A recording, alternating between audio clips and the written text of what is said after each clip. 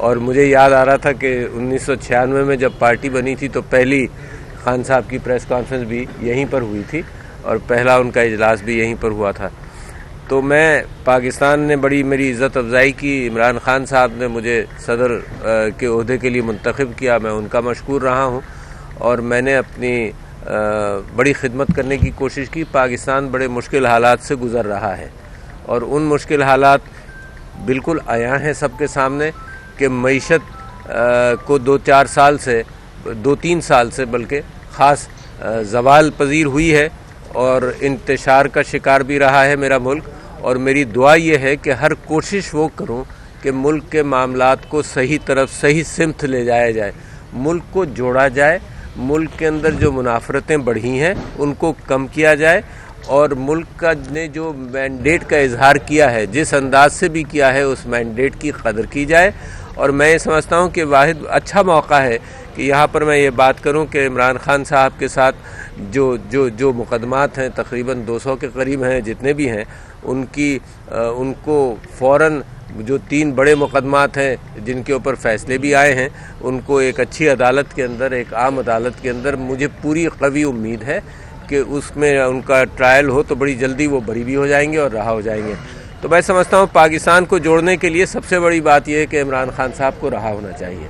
और ये कोई मेरी अभी की बात नहीं है, मैंडेट के एतबार से ये भी नहीं है कि मैं प्रेसिडेंसी से आज रुखसत हुआ हूँ तो ये बात कर रहा हूँ। अगर आपने मेरी पिछली 2 महीने की इलेक्शंस के बाद से तकरीरें सुनी होंगी, उसके अंदर भी मैंने मैंडेट का जिक्र किया है और ये मुल्क की इस्तेहकाम के लिए, मुल्क की मईशत के लिए और मुल्क की सियासी हालात के एतबार से बेइंतहा ज़रूरी है कि मुल्क को जोड़ा जाए। और मुल्क को जोड़ने के लिए सबसे बड़ी पेशरफ्त यही होनी चाहिए, बात वहीं से शुरू होनी चाहिए कि मैंडेट को रिकग्नाइज़ किया जाए। और मैं सियासी क़ुव्वतों से भी कहता हूं कि इस बात पर तवज्जो दें। मैं इस्टेब्लिशमेंट से भी महसूस करता हूं कि ये बात ज़रूरी है कि पाकिस्तान को जोड़ने के लिए अच्छे इक़दाम किए जाएँ ताकि पाकिस्तान को जोड़ा जाए।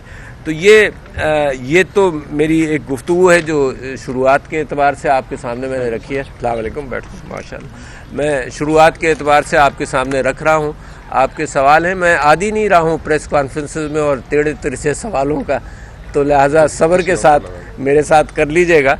कोशिश करूँगा कि आपको जवाब दे सकूं और जो कोई आपके जहन में बात हो उसके जवाब। सवाल आपसे ये है डॉक्टर साहब, पहला सवाल डॉक्टर साहब, एक आपने कैसा रहा, क्या मुश्किलात आपको आई इन दौरान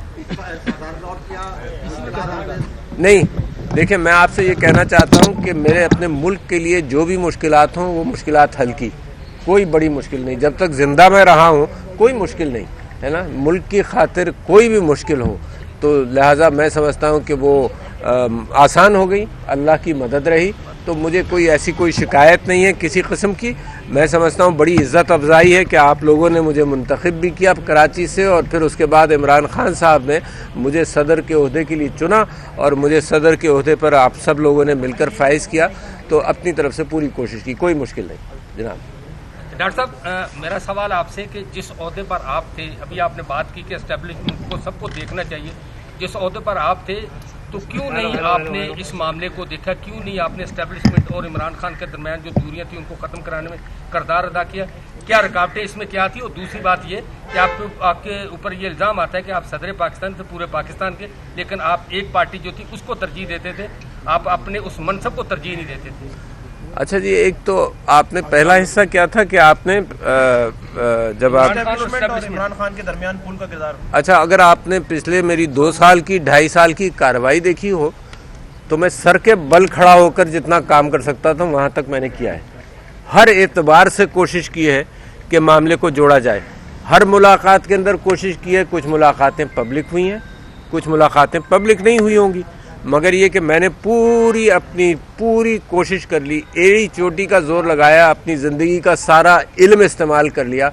आपकी मोहब्बतों से जो कुछ सीखा था कि सियासत को कैसा समझा जा सकता है वो सब समझकर मैंने कोशिश की, मगर इसके अंदर मुझे कोई खातिर ख्वाह कामयाबी नहीं हुई। दूसरा हिस्सा आपका क्या था मेरे भाई? आपने अपने मनसब के हिसाब से एक पार्टी के लिए काम करते रहे, जबकि आपको। अच्छा, मेरी पार्टी और मैं उसूलों के पाबंद हैं। मैंने जितनी भी सियासत पाकिस्तान में की है 1969 से मैंने सियासत के अंदर हिस्सा लेना शुरू किया, तो उसूलों के पाबंद रहा हूं मैं। और उसूलों को, अगर पार्टी उसूलों की पाबंद रही है तो मैं पार्टी के उसूल सिर्फ इस वजह से उसकी पैरवी ना करूं कि क्योंकि ये पीटीआई के उसूल हैं लिहाजा मैं उससे दूर रहूंगा। तो मैंने पार्टी के एतबार से नहीं, मैंने उसूलों के एतबार से, मैं करप्शन के खिलाफ रहा। कौन आदमी है जो कहेगा यहाँ पर के करप्शन के खिलाफ नहीं होना चाहिए? पार्टी का उसूल, बुनियादी उसूल ये था कि अकाउंटेबिलिटी हो, एहतसाब हो, उसके ऊपर मैं कायम रहा हूँ। पार्टी का बुनियादी उसूल ये था कि जमहूरी अक़दार हो, उसके ऊपर मैं कायम रहा हूँ। तो वो आज भी मैं अक्कासी कर रहा हूँ, तो पार्टी की अक्कासी नहीं कर रहा। मैं तो आपसे ये कह रहा हूँ कि मैंडेट को सही तरह से उसका रिफ्लेक्शन होना चाहिए। तो ये पार्टी की अक्कासी तो नहीं है, ये तो मैं सारी पार्टियों की बात कर रहा हूँ। ये सारी पार्टियों ने ये बात कही है, चाहे वो पीपल्स पार्टी हो, उसने कराची के इंतखाबात के बारे में कोई बात कही है, चाहे वो मौलाना फजलुर रहमान हो, तो ये पार्टी की बात तो नहीं है। मैं तो पाकिस्तान की बात कर रहा हूँ और करता रहूँगा इंशाल्लाह।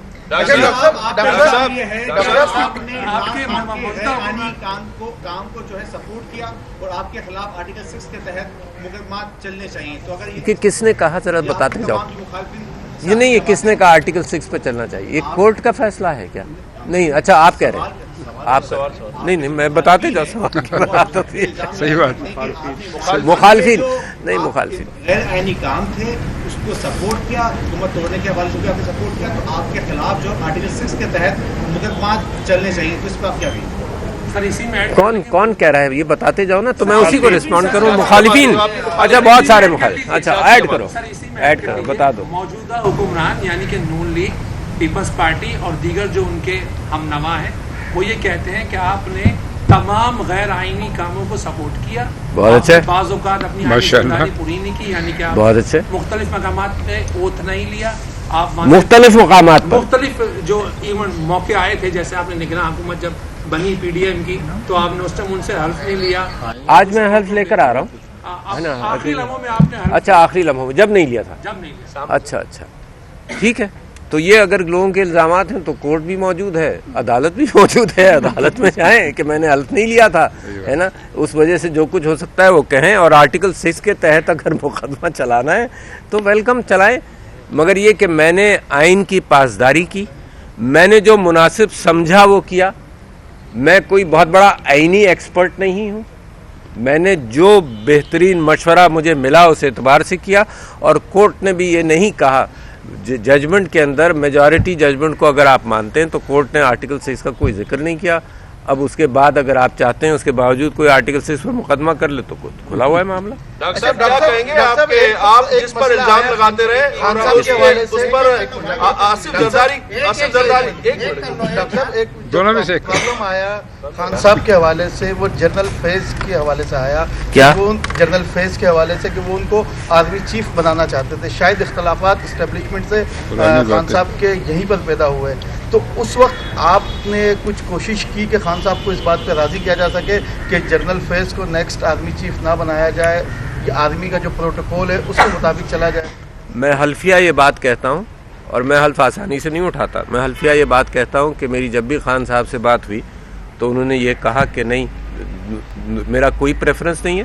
ख़ास तौर पर मुझे मैसेज भी देते रहे वो हमेशा कि सबके लिए ये यहाँ कर दिए, जो भी आपसे सवाल करता है कि उनका कोई प्रेफरेंस नहीं, merit should be the preference. मैं हल्फिया कह रहा हूँ।